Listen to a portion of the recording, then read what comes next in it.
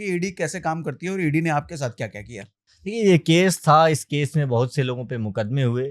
जो भी इन अधिकारियों को बैठ के उलूल-जुलूल जिसका नाम जहां से भी आता था वो शामिल करते गए। ऊपर से जो भी टारगेट मिला कि इस नेता को गिरफ्तार करो, तो उस नेताओं के लिए एक स्टोरी बनाते हैं। जैसे हम और आप बैठ के फ्रिक्शन की कहानियां लिखते हैं, आज की ईडी उसी तरीके की फ्रिक्शन की कहानियों पे बड़ी बड़ी गिरफ्तारियां कर देती है। जैसे आप समझिए कि नॉवेलिस्ट बैठते हैं, बॉलीवुड के राइटर बैठते हैं, स्क्रिप्ट राइटर बैठते हैं, वो बैठ के कहानियां बनाते हैं कि इस फिल्म में ये करते हैं, तो उस तरीके से कहानियां बनी। जिस राज्यसभा एमपी सांसद संजय सिंह जी का शराब घोटाला, शराब कानून, किसी सरकार डायरेक्टली किसी तरीके से कोई लेना देना नहीं था, एक फर्जी तरीके से गवाह तैयार करके उसको जेल में डालकर उससे गवाही दिलवा की गिरफ्तारी कर दी गई। आप सोचिए, अगर क्या ईडी किसी व्यक्ति को गिरफ्तार कर लेगी, किसी बिजनेसमैन को, और ये कहेगी कि ये लिखो, तो क्या उसकी औकात है कि वो नहीं लिखे? और उसके बाद कहेगी लिखो, नहीं तो जेल में सड़ जाओगे, और जिस दिन लिख दिए उसके अगले दिन जमानत मिल गई अगली बार। आप पर रेड कैसे पड़ा? तो क्या हुआ इसी था? केस में, इसी शराब घोटाले के केस में मुझ पे रेड पड़ी। सांसद संजय सिंह जी को इस पूरे देश की जो मुखर आवाज है, जो जानते हैं कि किस तरीके से विपक्ष की मजबूत आवाज है और अंतिम आदमी की आवाज को उठाते हैं, चाहे सड़क में हो चाहे सदन में, उनकी आवाज को कोई दबा नहीं पाता है। सरकार, लोकसभा का चुनाव था, उनकी आवाज को सरकार दबाना चाहती थी, उनकी आवाज को रोकना चाहती थी, तो उनको ईडी का इस्तेमाल किया कि इस केस में उनको फंसा दो, उनको जेल में डाल दो, तो लोकसभा का चुनाव आ रहा है, नहीं तो ये बाहर रहेंगे, बहुत ज्यादा बोलेंगे, इनको बेल मिलेगी नहीं, क्योंकि ईडी के मामलों में मिलती नहीं है। तो उनका जो पूरा केस है वो मेरे ऊपर इन्होंने बनाया। और उसके ही केस में पहले उनके जितने भी साथ के तीनों लोग हैं, मैं हूँ, अजीत त्यागी जी हैं, विवेक त्यागी जी हैं, सब पे रेड मारा। अच्छा। मेरे जन्मदिन के दिन ही सुबह सुबह ईडी रेड पर आ गई। तो रेड पर आई, फोन करके आते हैं या ऐसे ही आ जाते हैं? नहीं, रेड पे तो फोन करके आएंगे ही नहीं। अच्छा, सीधा आपके घर पर आए? बाकायदा वो कई दिन आपकी रेकी कर चुके होते हैं, आपकी फोन मॉनिटरिंग से लेके सब कुछ मॉनिटरिंग करती रहती है। वो आपको पता भी नहीं चल रहा होता? वो आपको किसी को नहीं पता चलेगा। एजेंसीज हैं, उनके पास बहुत ही अलग अलग तरीके हाईटेक चीजें हैं, वो करती रहेंगी। वो सुबह के टाइम आ जाएगी और आपसे, जैसे हमारे यहाँ सामान्यता आई, तो हम लोगों को कभी ऐसा कभी जीवन में हुआ तो है नहीं, कभी पुलिस भी नहीं आई है, कोई सिपाही दरोगा भी कभी इस तरीके से नहीं है, अचानक से आएंगे।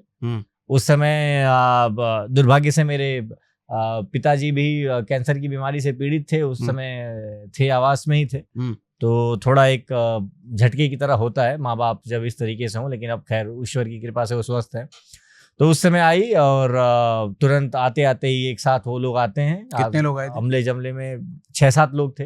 नीचे अपनी सिक्योरिटी अलग होती है उनकी इंफॉर्मेशन के साथ, 6-7 लोग आपके घुसते हैं। और उसका नियम देखिए, मैं सभी लोगों को बता दूं कि उसका नियम ये होता है, पहले आएंगे, वो कहेंगे आप मुझे चेक कर लो कि भाई मैं कोई किसी तरीके का कोई ऐसा प्रमाण तो कोई लेकर तो नहीं आया हूँ जो एविडेंस आपके घर में छोड़ जाऊं और आपको आरोपी बना दूं। तो पहले वो अपनी चेकिंग कराएंगे।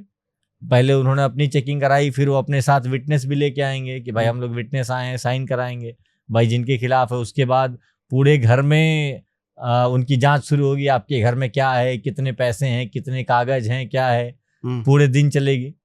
तो वो लोगों ने ऐसे ही, हम लोग के घर में तो कुछ ऐसा चीज ना है, ना रहता है, ना होगा, तो पूरे दिन चेकिंग करेंगे। पूरे दिन उनके लोग अपने आपके कपड़े ढूंढेंगे, आपकी अलमारियां निकालेंगे, आपकी डायरी पढ़ेंगे, आपके जितनी चीजें हो सकती हैं, फाइलें लगाना, फाइलें, कागज सब पलट देंगे, दिन भर सवाल करना, ये सब चीजें। एक तरीके से आप समझिए कि अगर राजनीतिक लोग ना हो, सामान्य लोग हो, तो वो मेंटल टॉर्चर करते हैं वो। एक तरीके से मेंटल टॉर्चर का वो प्रोसेस है। पूरी तरीके से। उसके बाद क्या हुआ जब पूरे दिन चेकिंग? आप पूरे दिन चेकिंग करेंगे, आपसे सवाल जवाब करेंगे, कुछ सवाल वो बनाकर आपसे ले जाएंगे, सवालों के जवाब। उसके बाद आपका वो जो भी मन करेगा उनको सीज करके ले जाएंगे, कोई कुछ नहीं है, एक आपको दे देंगे। जैसे मेरा मोबाइल फोन लेके चले गए। अच्छा। हाँ, उसके बाद से अगर उनका मन करेगा तो आपको गिरफ्तार कर देंगे, मन करेगा गिरफ्तार नहीं करेंगे। हाँ। और उसके बाद वो बुलाते रहेंगे दफ्तर अपने कई दिन तक। जैसे मुझे ही कई दिन तक दफ्तर बुलाए रखा, सुबह से लेके शाम तक दफ्तर में बैठाए रखते हैं। चंद 10-10 घंटे बैठाए रखेंगे, आपको सवाल हो सकता है बस 10 ही मिनट करें, 10-10 घंटे बैठाए। ईडी का दफ्तर अलग होता है, पुलिस का दफ्तर अलग होता है, पूरी तरीके से दफ्तर में बुलाते हैं। हाँ, ईडी के दफ्तर में वो बुलाएंगे, आपसे 10 घंटे बैठाए रहेंगे। एक तरीके से मेंटल टॉर्चर करने का बहुत बड़ा प्रोसेस है।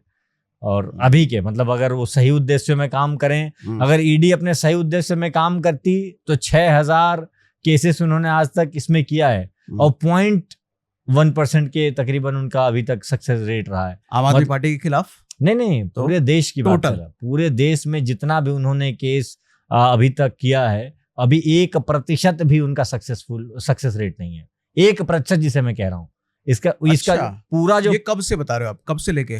ईडी इस टेन्योर में पूरा जितना केस किया है बीजेपी सरकार में, अच्छा, 2014 से लेके हाँ, आप तो कह रहे हैं? ईडी के केसेस में, अच्छा, तो वो 1% से भी कम है। तो आपको ये समझना पड़ेगा कि ये संस्थाएं कर क्या रही हैं, इतने पैसा कहाँ जा रहा है।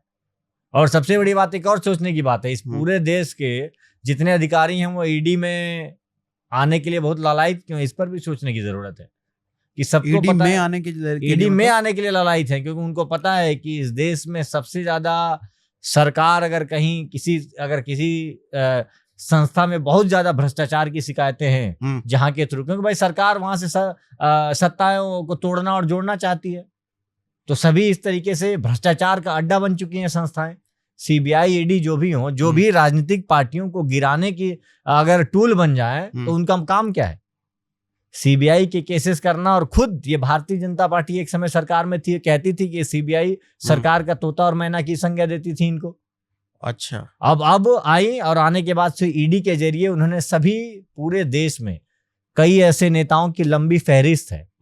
कई ऐसे नेता हैं जो वो कांग्रेस में थे तो भ्रष्टाचारी थे, किसी दूसरे दल में थे, टीएमसी में थे तो भ्रष्टाचारी थे, आम आदमी पार्टी में थे तो भ्रष्टाचारी थे। जैसे ही वो बीजेपी में शामिल होते हैं वो धुल जाते हैं, वो पाक साफ हो जाते हैं। वो एक वॉशिंग मशीन है, और उनको वॉशिंग मशीन में लाने का काम कौन करता है? वो ईडी और सीबीआई करती है।